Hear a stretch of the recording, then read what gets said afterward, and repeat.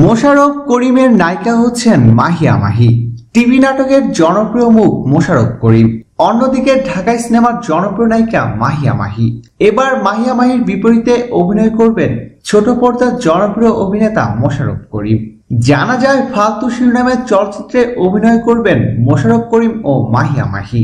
এই ছবিটি পরিচালনা করবেন ওয়াজেদ আলী সুমন।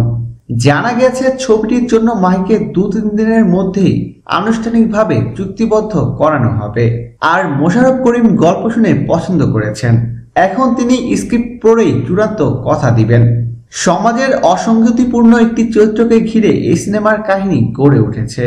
আগামী বছরের মার্চ থেকে শুরু হবে এই ছবিটির শুটিং। এই ছবির গুরুত্বপূর্ণ একটি চরিত্রে অভিনয় করেছেন বাংলাদেশের বর্তমান সময়ের জনপ্রিয় নায়ক সাইমন সাদিক। প্রিয় দর্শক, ধন্যবাদ ভিডিওটি দেখার জন্য।